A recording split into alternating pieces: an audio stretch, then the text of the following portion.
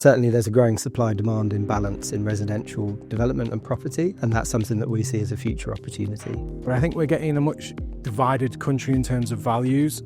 The north has got forecast much higher growth than the south and London.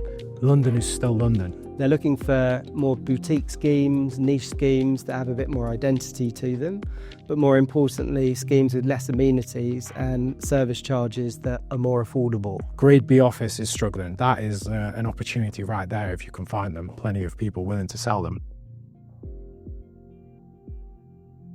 Demand isn't a problem, alignment is. Today, we're discussing the current state of the UK residential and development market and where it may be heading. I'm joined by Edward Rothery, who is a chartered surveyor in the valuation team at Colliers, who brings a research-led perspective on market conditions and where the UK residential real estate may be heading. I'm also joined by Matthew Taylor, who is Managing Director of UK Residential Development at Consulco Group, who's leading the growth of Consulco's UK residential development platform, and who works closely with developers navigating today's market. Together, we will explore whether the market is stabilizing or starting to turn, and what that means in practice for developers, investors, and lenders. Ed and Matt, thank you both for being here. So Ed, I'd like to start with you. How would you describe the UK residential market today, and how different does it feel compared to 1 year ago? So compared to a year, 2 years ago, I think there's a big market change since then. In that time, there was a lot of shock, the increase in costs, a lot of uncertainty related to the budget and the new government and sort of worldwide factors that kind of paralyzed a lot of people. But now, this year, we feel like there's been a little bit of a shift in mentality with people. It's not fully buzzing, the market's not flying and red hot at the minute, but it does feel like there's more confidence. There's been a bit of stability, and developers, buyers, sellers, look like they're ready to move and get cracking. So we're positive, and we're hoping it'll continue through 26. So you would say less panic than a year before, but not full confidence quite yet. Yeah, I think butchering a phrase that I'd rather not, but green shoots are there compared to a year ago. Would you say cautiously optimistic? I would definitely say cautious. There is optimism brewing. I'm not sure everybody is optimistic at this moment in time. There's still a bit of a split. There is a bit of a feeling growing that we're going that way. So really, there's a lot of mixed news right now in the market. And from what you really are seeing, how do confidence levels compare with what's actually happening on the market? I think this relates quite a bit to what you were saying about if there's cautious optimism.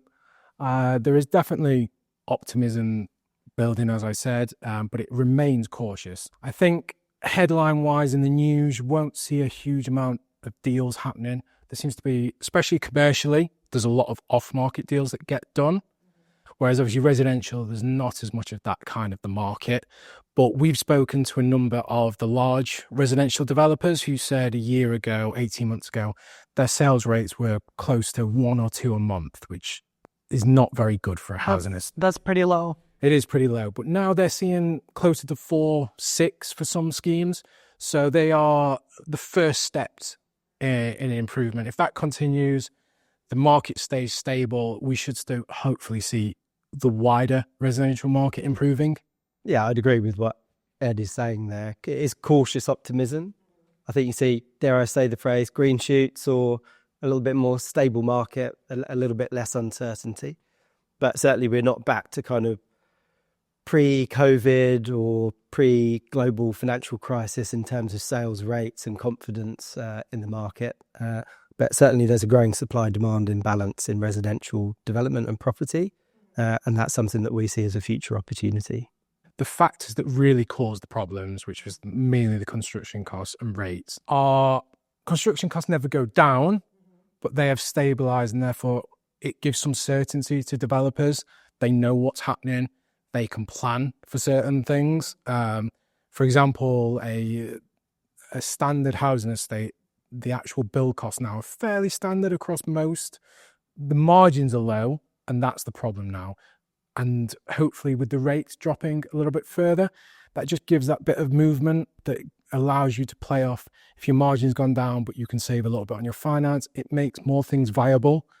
And we're hoping that as the years go on, that's what brings things forward. How are property values and rents changing? And how important are these changes really for making development projects work again? The value part of the equation obviously is very important. No one wants to lose money. And with the cost side having gone up, then you kind of need to balance it out. I think the data is sort of showing that the last year hasn't seen significant increases in values. They've been fairly broad. Rents have slowed down a little bit as well. They obviously, for the past few years, have shown quite big increases. They've slowed down. But I think we're getting a much divided country in terms of values. The North has got forecast much higher growth than the South and London. Previously, it was the other way around. The North didn't see the growth and the South did. Now we're looking at maybe, buyers and investors are trying to get a little bit more property for their money. So they're going to those cheaper areas. They're investing in the sort of northern cities in Scotland. So that's where the growth's likely to come from. And hopefully the developers will be able to provide that up there, which will eventually filter down as the values go up north. Eventually the South should speed up again. I'd agree. It's a mixed bag across the UK. Affordability led in the main, especially with income multiples, mortgages. But I think we are starting to see a bit of a tipping point in respect to rental price growth, affordability of mortgages and purchasers wondering what's best for me next. But I agree with Ed. The North certainly represents value, both in the short and medium term. But I think we still remain confident that London has gravity. It's a pretty stable market, a deep market, typically. And we're confident that in the kind of short to medium term, we'll start to see better growth potential within the capital as well. So we mentioned costs before. Let's talk about costs. And like you said, Ed, before, construction costs have been a huge challenge, really. Do you feel like they're starting to stabilize the costs? And what does it really mean for developer margins? From what we can see, the construction costs are definitely not increasing at the rate they were before. I think if you look at the inflation figures for construction costs, they're broadly double from 2020 sort of level. But actually, we know certain elements of that, they're potentially as high as 3 times for certain elements of construction, which just wiped out a lot of margin anyway for developers.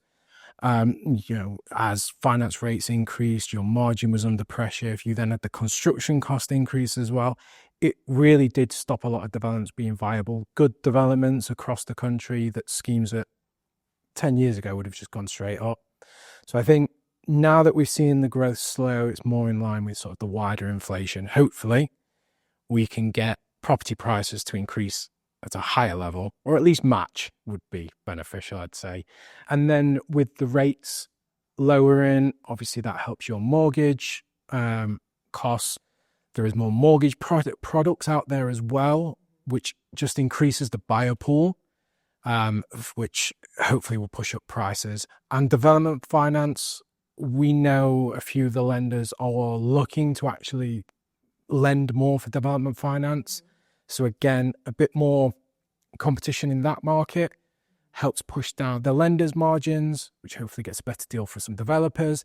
And those borderline schemes where people were worried that construction costs could increase again, or the value might not take that step in the 12, 18 months they were developing it, they now might have that little bit more room for movement, provide a little bit more profit, just allow some developments to start. And I think once they start, the floodgates will open a bit more. Actually, that's great. Let's talk about finance a little bit more. So how would you describe the availability to development finance right now? And do you feel that lenders are becoming a little bit more open, or are they still remaining slightly cautious?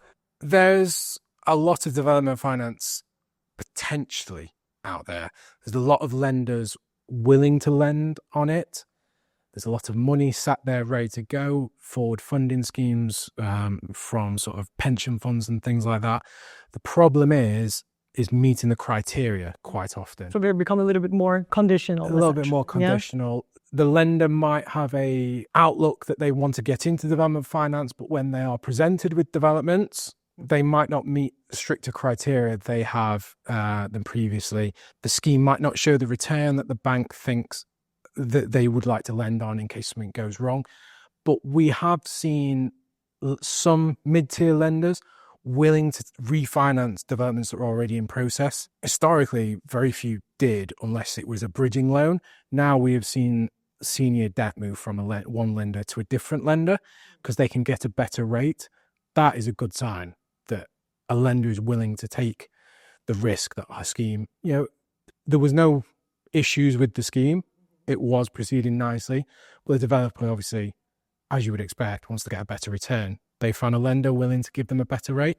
They moved it and the lender was happy with it. So I think we'll get a few more deals like that happening and it should see more developments viable. And obviously there's always the smaller lenders who, they are always much more collaborative with their developers, I would say. And I think that's a good thing. I think developers should take the opportunity to look at those small lenders. If they've got a track record, they're not lending at any crazy rates or anything like that. It is definitely something that will release a few more developments. Smaller lenders can be a bit more flexible as well. They can be flexible. You often have much more contact with them. They can take a commercial view on some elements.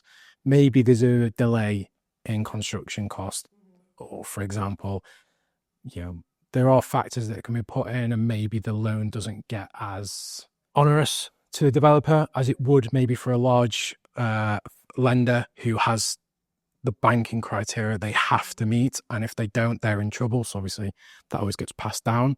So I always think there's a relationship with the development and the lender. And if you can create that, I think it will really help things. Yeah. Speaking of developers and relationships, Matt, what are your thoughts on this? Current market conditions, and there's a lot of willingness from the developers to seize a moment, take an opportunity and see some smaller schemes come through to delivery. But most SME developers without the track record and perhaps only the management experience and perhaps the deals themselves do struggle to obtain finance on occasion because of the tighter lending restrictions that Ed's spoken to.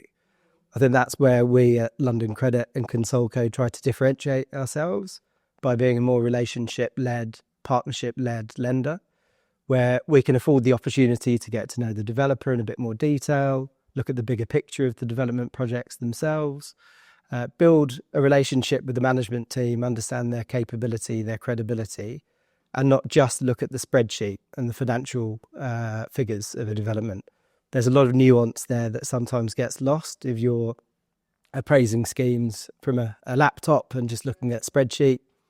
We like to delve into the detail and really work with developers to find a funding solution with them and for them. So it's, like you said, with an Excel sheet, it's not quite an Excel sheet exercise anymore. It's actually knowing the project, the full scope of the project. Absolutely. It's buying into the story of the project, its origination, the business plan, the reason to invest, and really working with SME developers that we know they've got more constraints than the bigger house builders, and we need to take a tailored approach with them, work in partnership and find solutions, not just being a typical kind of retail funder. And one more question for you on the market that we discussed. So when you look at the market, are you seeing any signs that things might be starting to improve, or do you feel like it's still too early yet? I think there are signs that the market is returning to strength. Obviously, you mentioned earlier about the sales rate for some of the large developers. That's always a good sign. They need a certain amount of sales to make those large estates viable. So that improving is a very strong sign for them. And the fact that they are also buying up other sites ready to develop. There's a slightly longer term play with some of the schemes. There's not many ready to go sites with planning consent being purchased and built. They're often a little bit more longer term play, ex-farmland, that kind of site. But they are at least putting capital ready to develop, which can only be a good sign because you wouldn't invest that kind of money now if you didn't think it was going to you couldn't do anything for 5-10 years. So that's always a sign. That's positive news. Yeah. Or early signs, not full recovery yet, but getting there. Getting there. I think Yeah. other factors such as the mortgage availability and the number of products that are available to sort of first-time buyers. I think one that we're quite excited about is the one that is now offered for renters from Skipton Building Society, who use a track record of paying rent as proof that they can actually pay a mortgage, which obviously a lot of people have cried out for many years, that why can't I have a mortgage if I can pay rent? And That's always been the big question, hasn't it? And now, And what's the answer right now? well, hopefully this product will work and we'll not have a catastrophe from it, which means then hopefully other lenders will look at it and see it as a viable option. They're offering 95% and 100% loan to value on it. So that allows people to get going without the huge deposit requirements, which I know is another problem for especially first-time buyers. So all these little factors hopefully will start to snowball. It's not perfect with everything. I think a lot of as we said earlier, the north was the growth potential. I think the lower and mid-tier ranges of properties seem to be the ones that have the most growth potential. Places like central London have had a lot of co-living and build-to-rent sort of built that have quite high rental points. And that market is a little bit saturated. There's not a huge amount of demand, or it's the affordability matter, I think, potentially is what's affecting it. I was going to step in there and say, affordability being the biggest drawback of London. I think in terms of supply-demand imbalance, it's probably the most acutely seen in London in terms of delivery, supply and growing demand. But to date, mortgage products have been out of reach. Deposits have been out of reach for first-time buyers, but hopefully we start to see some movement there and affordability comes back into range. We're certainly starting to see, off the back of recent rate cuts, fixed-term mortgages under 4%, subject to the level of deposit. Certainly under 5% if you're at 5%, 10% deposit, which is good news. Against the backdrop of further rate reductions of maybe 25 or 50 basis points over the next 3 to 6 months, hopefully that will bring mortgage rates down further and further help affordability for first-time buyers, in particular in the London market. I think that sounds very promising. And actually, I would like to talk to you a little bit more about developers, because I know you talk to many developers. How do you feel that they are adjusting their plans in this current market? We engage with a number of developers, in particular SME developers that we were speaking about earlier. And that's proactively, not just with developers actually, contractors, QSs, consultants, agents, and sitting down also with local authorities, with big housing targets, just to understand current market dynamics, what's actually happening on the ground. I'd point to even 3 or 4 conversations that I've had in January 26. A developer that I spoke to focused on the North London market, also a developer and contractor, and they've made a conscious decision to move away from larger scale development projects, mainly because of planning delays and the risk is attached to the gateway approval process with the new building safety regulator. So he was saying, looking at his order book this year, a much bigger percentage is made up of conversion, refurbishment and slightly smaller schemes. And he, as a developer, is looking to focus on that section of the market where it's a bit more forecastable, a bit more predictable, and he's tying up less capital in one particular project at any one time. So I think that mirrors a lot of Consulco's thinking and London Credit, what we're hearing from the SME developers that we're providing funding to. Another developer I spoke to as recently as last week is focused on partnership working. They are an ex-director of a tier 1 main contractor, as well as working for one of the G15 housing associations. They feel that they can source the opportunities, offers that were made perhaps 12 months, 18 months ago that were rejected. Those landowners are coming back to them now with slightly more realistic expectations. So the confidence is there that the deal is to be done.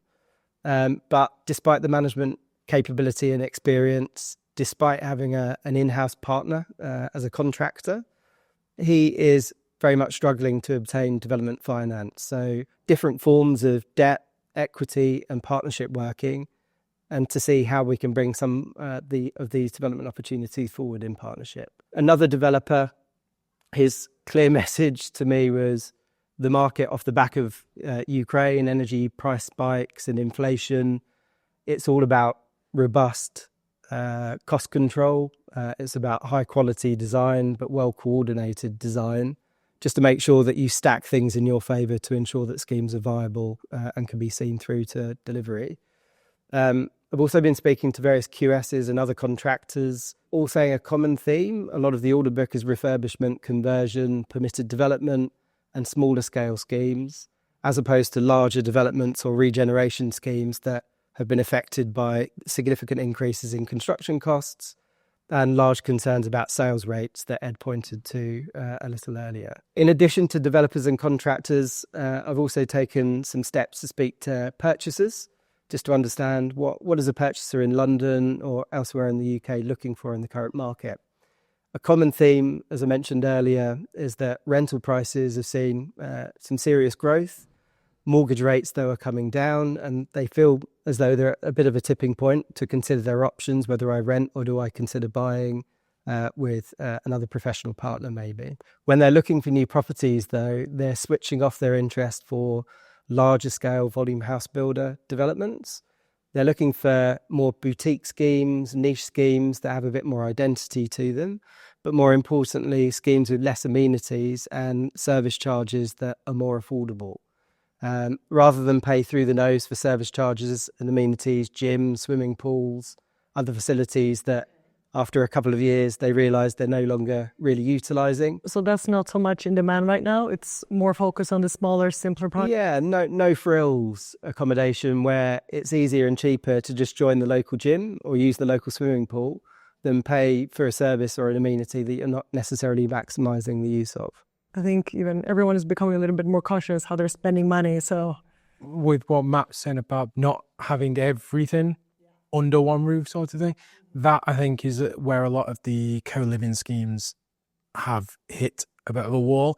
They were priced at a suited to make it viable in the last few years. They were priced at a super premium point with office space in them, coffee shops, bars, rooftop cafes, gyms and swimming pools. You had to charge a certain amount to be able to afford that, to build it and to then obviously run it. And then when we were saying that those really high rents, people aren't taking them on. And that's one of the reasons, because they can get those options everywhere. In the UK, we do have a lot of very good value gym chains now. They've spent quite a few years investing in their stock, but they've had refurbishment programs. So now they're quite nice places to be. So people are happy to spend £20, £30 a month there. Right. And they can probably then get a flat for £100, £200 a month cheaper. The calculation definitely is for the renter. Well, that's in really that scenario. interesting, yeah. And that's why those larger schemes went up, because they were based on a value with, at the time, achievable rents. If you can get them, they're now not getting the occupancy at those rents to be as viable. Yeah, a lot of those kind of premium build-to-rent schemes are also quite inward-looking. And I think there's an awful lot more encouragement from local authorities to look at schemes that are outward-looking. And part of a mixed-use regeneration scheme that goes beyond the residential apartment block itself, and amenities provided alongside as opposed to part of a service charge. But I think you're right, Isabella, cost of living has driven a lot of the decision-making off the back of energy bills, your grocery shopping, you name it, everything's pretty expensive nowadays. So it was welcome news to read today about ground rents and a bit of a cap coming in now from central government. I think £250. That will be welcome news to purchasers and hopefully eases some of those cost of living pressures. Matt, I want to talk a little bit more again from a lender's perspective. So we said that before, but can you elaborate a little bit more on the fact that lenders are no longer just looking at the numbers, but they actually want to see the full scope of the story? Give us a little bit more information on that. It kind of builds on what Ed was touching upon a little earlier, that post-global financial crisis, lending restrictions are a lot tighter. It's lending by numbers only and spreadsheets. And this is the niche of London Credit and Consulco, to really look at the finer detail, to get to know a business in greater detail, build a view of the bigger picture of the business, the management team and the projects themselves, and perhaps back SME developers that aren't quite so risk averse and see this more as an opportunity, begin delivering when volume house builders perhaps have turned their back on London because of concerns about affordability. But you see growing supply-demand imbalance and a need for SME developers to fill that space. And certainly from Consulco, London Credit, and our approach is relationship-led. It's about partnership working and hopefully repeat business with the same developers, that we really buy into them, we buy into the business, and we buy into the projects that they're backing. And we see them almost as an extension of ourselves. So you mentioned SME developers. Let's talk a little bit more about them. And I have a question for each of you because you have two different perspectives. So starting with Ed, are you seeing more activity and interest from SME developers right now? And then if you could follow up and give your information on where do you see the main opportunities and risks for the SME developers right now? There is a good level of interest in the market for it. As we've been saying, there's been years worth of issues from either costs or finance. And I think in the past, you often had the juggling of a development. There was a bit of flexibility built in, let's say, for obviously values, construction costs, debt, and sort of profit. The four things. There was always a little bit of a leeway that you could move it round. If your values didn't go up as much, you could accept maybe a little less profit, or if the values went up, you got more. And all these little bits moved around. And in the last couple of years, those have been much tighter. And one little movement or not enough movement in one of them would make the scheme generally unviable. I think now, with that sort of balance more in the market and a bit more stability, those SMEs who have that flexibility built in, Matt obviously mentioned earlier some developers who have got contracting arms. Those kind of developers who have maybe some sort of savings that others don't, they can go in because they can take a view. And I think that's what we're seeing at the minute. It's sort of the early adopters. They're going in. We're not getting huge redevelopments as before, but there's some quite nice refurbishment schemes going on. I think the wider market, commercial and residential, it's still generally a sort of a flight to quality. People want nice product. So I think that's where the developers who are going ahead with it, they've got an advantage, and hopefully they'll carry on as well. The developers notice the trends and they went for one. They know that they can continue to make money. You know, development's been difficult. It's not been completely unviable, but you had to get things right. And those are the developers that continue to do so. And risks and opportunities? There's still opportunity as the market begins to stabilise. Whether it's fully bottomed out, fully stabilised is another question. But yeah, there's risk, but there's certainly opportunity. I think the biggest opportunity is looking at kind of central government support for housing delivery, going to be a key driver of UK economic growth. The Labour government has doubled down on its target for 1.5 billion homes this Parliament. That's a lot. It's falling behind, and I suspect there'll have to be further regulatory planning reform and perhaps government stimulus to further boost housing delivery, and various initiatives in terms of planning policy and in terms of regulation and exemptions to make things a bit easier for SME developers to enter the market and to scale up as things stabilise and the market conditions improve. SME developers are far better placed to tackle infill development, refurbishment, conversion, both small schemes, less than 10 apartments, say, or up to medium schemes, a new category, up to 49, 50 apartments across the UK. The bigger house builders just can't compete in that space because of overheads, because of the nature of their business. But if you're agile enough, if you're brave enough, sometimes as an SME, I think there's a great opportunity to step into that space and really take advantage of an improving market and more stabilisation. You've also got, alongside stabilisation of costs, further interest rate cuts that are predicted, as I was saying earlier, perhaps 25 or 50 basis points over the next 3 to 6 months. Alongside the planning policy and regulatory reform and exemptions, construction costs and inflation are stabilising. There's the prospect of further interest rate reductions. And I think this all throws into the mix to provide a bit of cautious optimism that perhaps now is the time to invest and have more confidence. The market is more predictable, slightly less uncertain, and they're the foundations for investment usually. I think we just need to be selective in terms of where we invest and the types of schemes, looking at, I suppose, established locations with high demand, both in the capital in London and other hotspot regions across the UK. So looking ahead at the next year or two, what do you both think that investors and developers should be focusing on right now? I think it's a matter of they need to know their business. They need to know what their aims are. Because as we've said, products that are aimed at certain markets are doing well compared to sort of general. So it's knowing what you're going for. Don't just build a general or refurbish a house to provide some flats. Is that demand in that market? If there is, then great.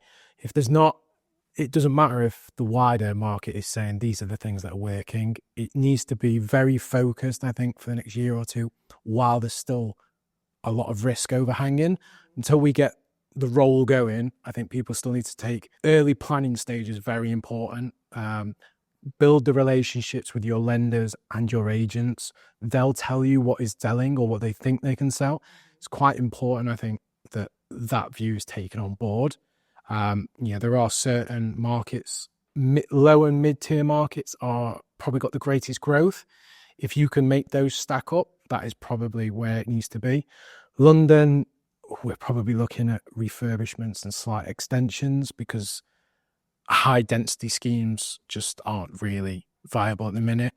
But if you can refurbish and you can price it at a level where there is money, London is still London. Old office buildings, without trying to veer too much into commercial, Grade B office is struggling. There's probably a big opportunity there to get buildings that before would have been definitely refurbed back to office. Steel framed, quite modern buildings, but if they've not had the money spent on them, the refurbishments costs to Grade A office where the demand is, isn't that much lower than probably a full scale refurbishment to residential. That is an opportunity right there if you can find them, and there are plenty of people willing to sell them. Yeah, it sounds pretty simple, but it's not easy. Matt, what do you think? Next year or two, I think the market will continue and hopefully will have stabilised over the next couple of years. But with modest rental growth, price growth, cost stabilisation, as we spoke about earlier, interest rate reductions, improving affordability, I think this all goes into the mix of making or improving the viability of many development projects. It's been a challenging few years, but I think there's a little bit of light at the end of the tunnel, so to speak, and like I say, some cautious optimism as we go forward. I think we do need to be disciplined and very selective in terms of the type of development scheme that we look at and the approach that we take. Being very selective in terms of location, price point, established markets, not very early phase of a big regeneration scheme, assuming huge price uplift to cover off some of the construction costs. You've got to work hard to make schemes viable in this market, and robust cost control, governance, good design are a key part of that. Partnering with the right developers, as Ed said, perhaps with in-house construction expertise, that they're building at cost. It's not necessarily another overhead and profit centre. Will help make many schemes viable where others would struggle to make them stack up. I think focusing on smaller schemes, spreading risk, diversifying the portfolio, not just in terms of geography, but the nature of the schemes that you look at and in the portfolio. A big advantage is sales rate exposure and not being left with an asset and stock. Working in partnership and being flexible in terms of your finance or partner. That's where London Credit and Consulco come in. We're looking at a blend of funding options from equity, senior debt, mezzanine, but working in partnership rather than a developer doing things and taking all the risk themselves, spreading that risk and sharing as we scale. I think we need to keep an eye on ESG, sustainability as we go forwards. Buyer behaviour, your purchaser and what they're looking for and demands we shouldn't forget. And we need to future-proof our schemes with a lot of further regulatory reform coming. We need to future-proof and make sure that we're ready. It's a lot of useful information that you have shared today. And I'd like to ask you one final question. Since we have discussed the market, if you had to describe the market that it is today with just one short sentence, what would you say? And how to say cautious optimism. Cautious optimism. There's an underlying strength to it, but there's risks there, yet there are signs of recovery. I think it has been a tough period and few years for the sector and industry.